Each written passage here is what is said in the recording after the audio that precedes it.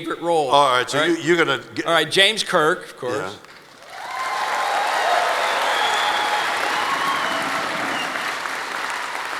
Yeah. Folks, that was 50 years ago. Get a life. Get a life. Yeah. T.J. Hooker. Oh, all right. That was 40 years ago. Get up. Denny Crane. And that's the only role you've played that is kind of political. Political? I guess he was political. Yeah. Yeah, that was fun to play. The author said, I'm writing a role that for you, I'd like you to play it. Denny Crane, he said, he's a little senile. And I said, I can play that. All right, pitchman for Priceline. Well, I haven't been a pitchman this year. I don't know what they're doing. And I got a little nervous because I do a charity horse show every year for the last 30 years. I've raised a lot of money for kids and for veterans, horse therapy mostly, horseshow.org in case you're interested. And Priceline has been the chief sponsor, and Wells Fargo. And when I am sort of in the background of those ads now, I was thought, do I have to look for another sponsor? And I called my friend, who's CEO of the company, and he said, no, as long as you're with the company, we're your spokesman, you're your sponsor, and certainly next year. So at least for another year, Priceline and I are still aligned. Wow, that's cool. Yeah. All right, now I hear you have had some missed opportunities in life. Looking back, were there some things you could have done? Oh, God, I wished you'd done. No, I just literally got off an opportunity I had. I've got to tell you, my heart is broken. I love horses. I've got a book out right now called The Spirit of the Horse. But I love horses. I'm obsessed by horses. I don't know what it is. I mean, I love the way they look, and I love to ride them, and I love their minds, and I've been examining their minds. But horses, like people, come in different grades. You get a quality person. You relish a quality person, somebody with intelligence, humor, and information, and interest. And horses are like that. They go up levels. So, you can get an 8, a 9. I've got a 10-plus horse. We call her Lucy. She's got some other fancy name. So Lucy is one, somebody said yesterday, a horse in a million. That's how exotically good she is. So I was in Palo Alto Wednesday and Thursday competing in a horse show. That's why I'm so red. I got burned by the sun. Even my ears are burned. And of little note, but bad looking, swollen ears. Look at that, Shatner's got swollen ears. So on Wednesday, I rode that horse in a pattern as a reining horse, sliding stops and turns, and very athletic thing. I rode her as best I could. And there's so much luck involved in reining, and the luck was with me, and I was with it, and Lucy was with it. I slid to the last stop.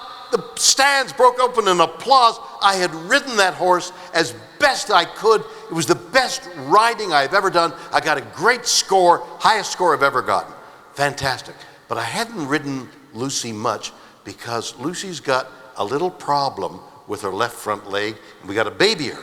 So I haven't been able to open her up in practice, only in the show, so it was a little startling. But I knew, that was Wednesday, that Thursday I'd be able to do it, because now I was used to it.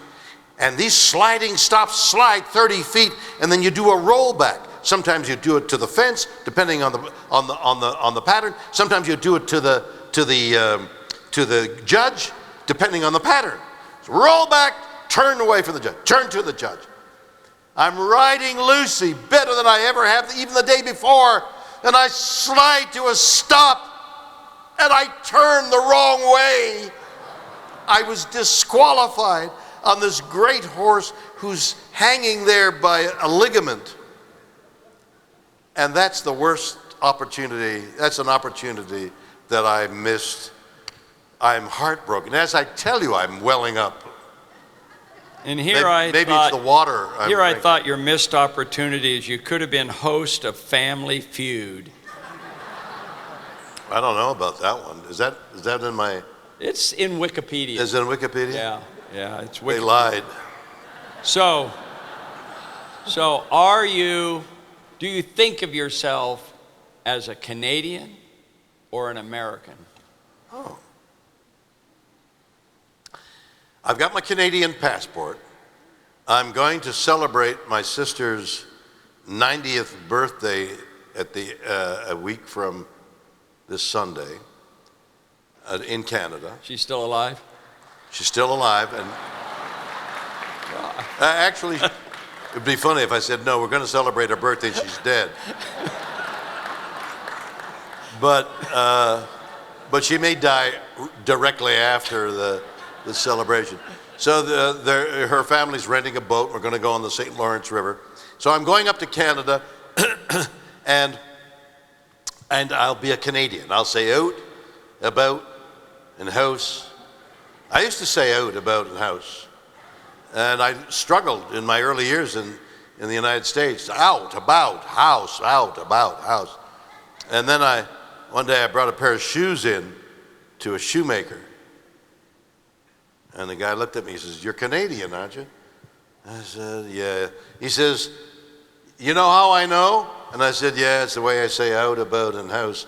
He said, "No, it's your shoes. They're stamped made in Canada."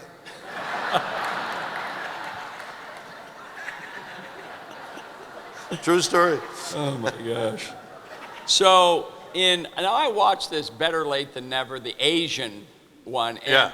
The thing that I thought was really fun. Now last year, our keynote speaker, this is what's so amazing. Last year, our keynote speaker was George Foreman. I know. Isn't that incredible? I read that. What did George talk about? Well, he gave this great motivational speech. Oh, like about do something? Well, his punch a bag. His whole life is a miracle story. I know the story. And at the end, he did he tell his life story? I will tell you, yes. And at the end, we had the Q&A, which, by the way, line up for the Q&A. We're doing that just shortly. So somebody asked a political question to George Foreman. He said, "So what do you think of Black Lives Matter?" And here's what he said. He said, "I grew up very poor, and I became the heavyweight champion of the world. Twice. This is the greatest country in the world." It's great to see somebody give an answer like that to diffuse the political issue. Well, that's absolutely right. I'll tell you how people talk about dirt poor. We went to a restaurant someplace in Asia that sprinkled some dark stuff on the whatever we were eating. And the question we were asked on camera, "What is it?" I guessed that it was dirt, that they had dug up someplace 6 feet under, special dirt. But we were eating dirt. And George said, "I love dirt. I grew up on eating dirt." That's how dirt poor George was. George is one of the great men I've ever met. I love George. And I just came back for another round with George last week. Yeah. From 6 weeks of George and the others. So in this one, in the Asian one, you got in the ring with George Foreman. I got in the ring with George Foreman. Yeah. Can I tell you about that? Yes, tell me. All right. Tell us. So I used to box, and so I said to George, I'll get in the ring with you. It was in Thailand. So it was a Thailand ring and kickboxing and all. I'll get in the ring with him and I'll punch. And I've done a lot of fighting in movies. So there's a way of punching somebody, okay? You're going to try it on me? I'm going to try that. So there's a way, okay? Yeah. Didn't touch you, right? And barely. Barely. Yeah. So it looks like I'm punching you, but with George, I went another inch further, okay? So Well, I mean, he's heavyweight champion of the world. So, pow, pow, pow, pow, pow, and I'm doing this, okay? And we've planned that he's going to hit me. And George Foreman's story is, until the age of 30, I think it is, he was a killer. He would fight in the streets, he would fight, and we'd blindly fight in the ring. He would massacre people. Then, at the age of 30, after getting beaten, he heard the voice of God. For 10 years he retired, and then he came back as a changed man, mostly. Because as I began to pepper him with pulled punches, but not that pulled, I saw the beautiful soft darkness of his eyes change to a glittering green, whereupon he pulled back his right hand and swung at me and knocked me into the ring and knocked me into the ropes. But lying beneath that benign exterior lies the killer. Now, how are you at Indian wrestling? At Indian wrestling? Yeah. The best. Here. Oh, please, I don't want to hurt you. No, listen, you're an old man.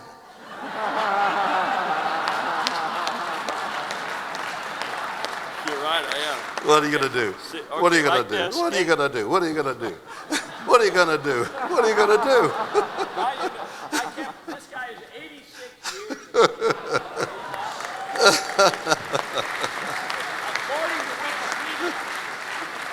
Yeah, they lie. They lied again. All right, so. Your microphone. All right, I can't teach you everything. I don't know if are any of you lining up here for questions? I see a waving hand over there. Okay, so I have to ask this. Everybody says you have to ask this. So okay. I am going to ask it. You know, I noticed in your book, Shatner Rules. Yes. And by the way, one of your Shatner rules is always say yes, right? Yes. And so why did you say yes to FreedomFest? I wanted the challenge of coming out here to these very bright, knowledgeable, opinionated people and say something that I didn't have a prepared speech for, but I had a knowledge of the subject. I had certain points I wanted to make, but I wanted to see if I could entertain you for a period of time, in effect jousting with your minds and mine to see if I could accomplish that. I was looking forward to the challenge of being on stage here and seeing if I could occupy your attention for that period of time. I think you've done it. Yeah. Now, the thrill of victory and the agony of defeat. Where's the defeat? I've suffered too much defeat. That's what I'm wondering. Here's the only defeat I want. I read in Wikipedia that you once lived in your car. Is this true? I want Liz. Lived. Oh, lived. You lived in my car. In your car. In my truck, I did. I'd finished Star Trek. I had a divorce, a very bad divorce, and Star Trek didn't pay all that much money, and suddenly I found myself unable to write a $15 check after I'd become this. Should have asked for alimony. Yeah, that's a word I can't stand. That word alimony, it's alley money, you know. All the money, I think, is where alimony came from. Anyway, I was broke, Yeah. and I put together a stage play to play summer theater, and I had a beat-up truck and a thing on the back, you know, a little residence on the back of the truck. And I drove cross-country with my dog and did Travels with Charlie with my Doberman and did 13 weeks in the summer theater in the East, and then drove back, and then did that the following year as well. I was able to put together enough money to keep myself and my children alive. And the thrill of victory? Driving that horse on Wednesday. And Lucy Lucy, this most incredibly talented horse, and I rode her as well as I could. It made everybody happy, made my trainer. We cried. You don't know how much effort went into riding. Riding a horse is a mystical experience at that level. You're with the horse is saying, I don't want to go over there. And you say, yeah, you do. No, I don't. Come on. Okay. It's fantastic. It's nonverbal language with another species. It's incredible. To be able to do that is incredible. It's enough nonverbal language with our own species.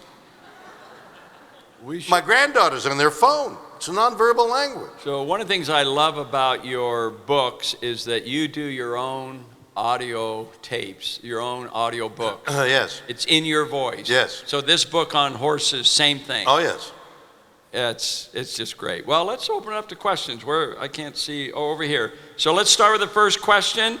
Let's be quick.